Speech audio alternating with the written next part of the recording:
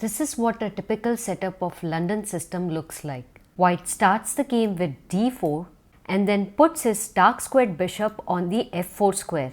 After which white plays e3 and c3 in order to fortify the pawn on d4, while the other bishop gets developed on either d3 or sometimes even on e2, and the knights usually on f3 and the d2 square. Such a setup leads to a closed game position.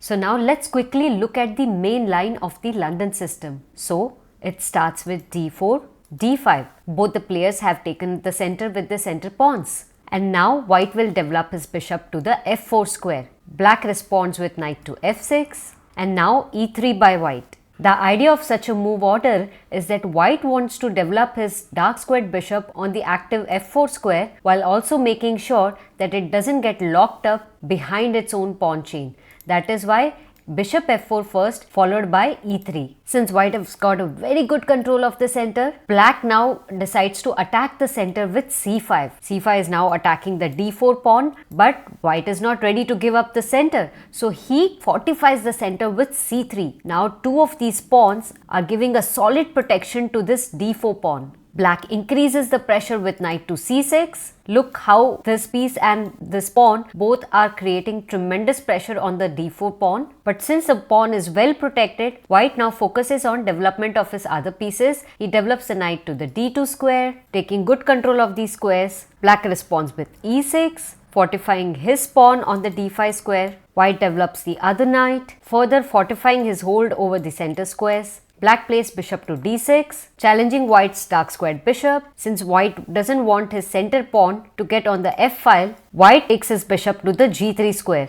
So in case of exchanges, white can easily benefit after the move h takes bishop, because white will then have a semi-open file for his rook. Let's go back. So black doesn't trade bishop over here, but instead focuses on castling his king. White develops his other bishop to the d3 square, which is a very active square, eyeing the weak h7 pawn on black's king side. Black plays b6, strengthening his support for the c5 pawn. And now queen to e2 by white, bishop to b7 by black, and we are seeing a closed position on the board, and white's idea is to attack on black's king side, whereas black will try to open up the center or create a counter attack on white's queen side. Let's look at another interesting variation, which is called as the Indian setup in the London system. Now the Indian setup arises after black plays g6. So the moves are d4 and knight to f6, bishop to f4, and now black plays g6 in order to fianchetto his dark squared bishop on the long diagonal. White responds with knight to f3, and now bishop to g7 by black, and now e3, and black here plays d6. So what was the idea of playing this Indian setup? Well, since we have already seen in the main line of the London system that white develops his light squared bishop on the d3 square and eyes the weak h7 pawn on black's king side.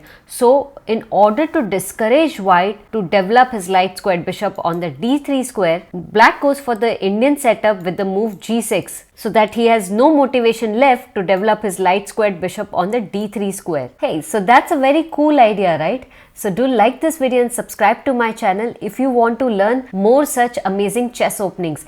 And now moving on to the third variation, which is called as the Jobava London. So it starts with d4, knight f6, knight to c3, and now d5 and bishop to f4. So what is different in this opening? As we see, white has played the same common moves d4 and bishop to f4, with the only difference being this time is that instead of pushing the pawn to c3 in order to fortify the d4 pawn, white here now develops the knight to the c3 square. And why is exactly white is doing that? Well, some players think that this is a better way to play the London system. They think that getting the knight to the c3 square is a far better move than developing it on the d2 square. That is why we have this variation in the London system. I will cover this opening theory more in detail in my upcoming videos.